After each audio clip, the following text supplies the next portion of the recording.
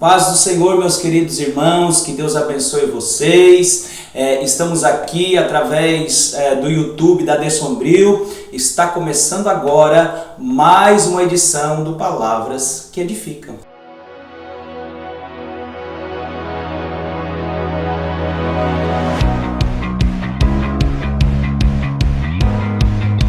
Meus queridos, eu gostaria aqui nessa oportunidade de estar meditando numa palavra com vocês.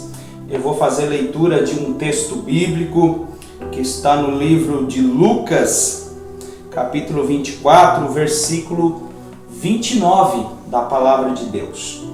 E eles constrangeram dizendo: fica, porque já é tarde e já se declinou o dia. E entrou para ficar com eles. Meus queridos, quando nós olhamos para esta palavra, estes homens estavam com seus corações desanimados, estavam com a sua fé abalada. Quando Jesus morre, parece que a sua fé ela se acaba, porque eles estavam pensando que Jesus restauraria o povo e tiraria o povo do jugo romano.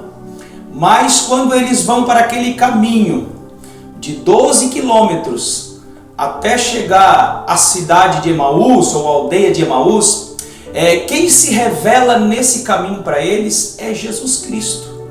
Jesus ele se revela nesse caminho de frustração para eles. Mas a palavra vai nos dizer que eles estavam como que seus olhos fechados, para que não visse o Senhor se aproximar deles. E Jesus, ele começa a caminhar aquele caminho. Para eles era um caminho de frustração, mas para Jesus era um caminho de revelação para eles. Quando Jesus chega na beira, chega naquele caminho e pergunta: por que vocês estão tristes? Primeira lição que eu vejo dessa palavra é que Jesus ele se preocupa conosco. Jesus olhou para o coração daqueles homens e logo viu que eles estavam tristes, desanimados, porque o mestre havia morrido. Jesus ele traz algumas palavras ou algumas escrituras da Bíblia e vai ensinar para eles. E Jesus ele começa a andar por aquele caminho e aqueles homens não conseguem perceber que é o mestre. E quando pelo caminho, Jesus, ele nota que os discípulos chegam até a aldeia.